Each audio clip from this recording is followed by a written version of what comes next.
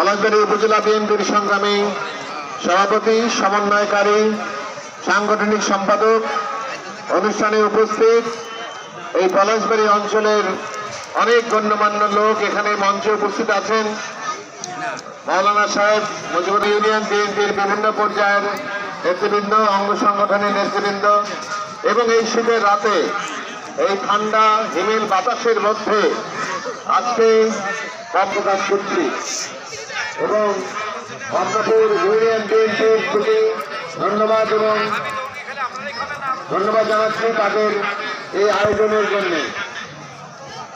আমরা খুব সংক্ষিপ্ত সময়ের আরো রাত হয়েছে এবং শীতের রাত, তবে ব্যক্তি সম্পর্কে রয়েছে দেওয়া যায় না এই সাইডটা এদিকে না এইদিকে আর রাজনৈতিক জীবন ছিল দীর্ঘ ৪৪ বছর। শহীদ নিহত হওয়ার পরে এরশাদ যখন আপোষ করেছে এরশাদের সঙ্গে সবাই, আওয়ামী লীগ আপোষ করে, জামাত ইসলাম আপোষ করে এরশাদের অধীনে নির্বাচন করে ৯১ সালে আপনারা তাকে, বাংলাদেশের মানুষ তাকে আপনারা প্রধানমন্ত্রী বানিয়েছেন। ৩ বারের জন্য তিনি প্রধানমন্ত্রী হয়েছিলেন। এগুলো সবই আপনাদের দেওয়া উপহার। তাকে আপনারা ভালোবেসে তাকে আপনারা আবশ্যক মূর্তি দেখেছেন। তার রাজনৈতিক পথ চলাটা খুব সহজ ছিল না।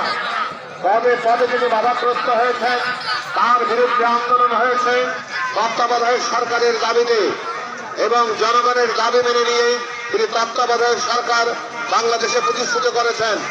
যে তত্ত্বাবধায়ক সরকারের দাবিতে আওয়ামী লীগ এবং জামাত ইসলাম আন্দোলন করেছিল, আওয়ামী লীগ ক্ষমতায় এসে সেই তত্ত্বাবধায়ক সরকার ব্যবস্থা বাতিল করার মধ্য দিয়ে গোটা বাংলাদেশের সমস্ত নির্বাচনী ব্যবস্থা, সমস্ত রাষ্ট্রীয় প্রতিষ্ঠান সবকিছু ধ্বংস করে দিয়ে প্রায় একদলীয় শাসন ব্যবস্থা কায়েম করেছে। আজকে যাদের বয়স ৩০-৩৫ বছর, তারা তিনটি ভোট অনুষ্ঠিত হয়েছে। ২০১৪ সালের একটি ভোট, সেটা প্রার্থীবিহীন নির্বাচনবিহীন ভোট ছিল।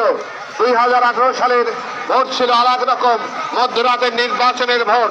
২০২৪ সালের ভোট আমরা দেখিনি, আমরা তখন জেলের মধ্যে ছিলাম। ২০২৪ সালের ভোট আমি তুমি নির্বাচন অনুষ্ঠিত হয়েছে। আর দীর্ঘ ১৫ বছর আমাদের নেত্রীর নির্দেশে আমরা রাজপথে লড়াই করেছি, মৃত্যুপণ লড়াই করেছি। এই পলাশবাড়ির বাসী, আমি সব সময় পলাশবাড়ির বাসীর সংগ্রামী চেতনাকে সালাম জানাই, শ্রদ্ধা জানাই। তারাই এই গাইবান্ধা জেলার মধ্যে এবং উত্তরবঙ্গের মধ্যে এই পলাশবাড়ি বাসী, এই বাচ্চাগুলো থামাও তো, এই বাচ্চাগুলো থামাও। এই পলাশবাড়িবাসী আন্দোলন সংগ্রামের মধ্যে যে ভূমিকা রেখেছে, হয়েছে মঈনুদ্দিন ফখরুদ্দিন সরকারের সময় চাপ প্রয়োগ করা হয়েছে দেশ থেকে বাধ্য করবার জন্য। কিন্তু খালেদা জিয়া স্পষ্ট করতে বলেছেন, এই দেশের বাইরে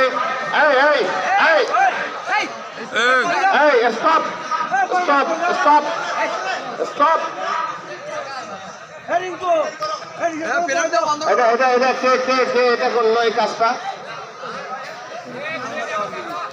কাজটা কে করলো ভাই? আমি তো ৫-৭ মিনিটের মধ্যে শেষ করবো।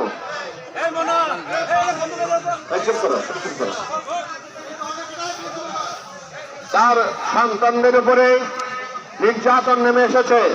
ছোট সন্তান আরাফাত রহমান কোকো ভগ্ন স্বাস্থ্যের অধিকারী ছিলেন। নির্যাতন সহ্য করতে না পেরে মালয়েশিয়ায় চিকিৎসাধীন অবস্থায় মৃত্যুবরণ করেছেন। বড় সন্তান জনাব তারেক রহমানের উপর নির্যাতন হয়েছে।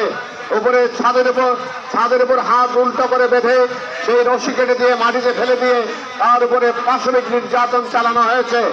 ভর্তি হয়েছেন পিজি হাসপাতালে, কপাল মাথা ফেটে গেছে। নেত্রী তাকে দেখতে গিয়েছেন, সমস্ত শরীর জর্জরিত ব্যথায়। মা তাকে মুখে নিতে চান, সন্তানকে বুকের মধ্যে জড়িয়ে ধরতে চান। বুকরে কেঁদে উঠেছেন জনাব তারেক রহমান।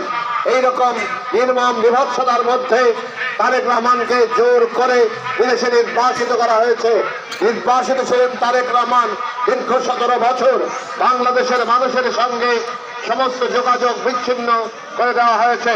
তারেক সাহেবকে নিষিদ্ধ ঘোষণা করা হয়েছিল বাংলাদেশে। কারণ তার নাম নেওয়া, তার মতামত প্রকাশ, তার বক্তব্য, তার ছবি প্রকাশ সব কিছু নিষিদ্ধ ছিল। এত কিছুর পরেও জনাব তারেক রহমান মরে গিয়েছে, তার ছোট ভাই জানাজা আসতে পারেননি, অসুস্থ মা তাকে দেখতে আসতে পারেননি তারেক রহমান, মা তবুও বাংলাদেশের মানুষকে সঙ্গে যোগাযোগ তিনি রক্ষা করেছেন। তিনি এই বাংলাদেশকে আন্দোলনকে সংগঠিত করেছেন। জুলাই বিপ্লবের পরে যে আন্দোলন হয়েছে এবং জুলাই বিপ্লবের সময় যে আন্দোলন হয়েছে, আমি জামাতে আমিরের ডক্টর শফিকুর রহমানের বক্তব্যের একটা উদ্ধৃতি দিয়ে, তার কথাগুলো শব্দগুলো ওই রকম হয়তো হবে না, কিন্তু তার মর্মার্থটা এইরকম যে নির্বাসিত নেতা জনাব তারেক রহমান বিদেশে থেকে এই জুলাই বিপ্লবের আন্দোলনকে সংগঠিত করেছেন। তিনি এই আন্দোলনে নেপথ্য কারিগর। সেই কারণে জনাব তারেক রহমানকে আমি আন্তরিক অভিনন্দন জানাই। জামাতের আমির এই বক্তব্য রেখেছিলেন বিপ্লবের পরে, এবং সত্যি সত্যি যদি তারেক রহমানের এই আন্দোলন সংগঠিত করার ক্ষেত্রে, তাদেরকে উদ্বুদ্ধ করার ক্ষেত্রে, পরিচালনা করার ক্ষেত্রে বিএনপিকে নামবিহীন ভাবে এই আন্দোলনের সঙ্গে যুক্ত করার ক্ষেত্রে একটা উদাহরণ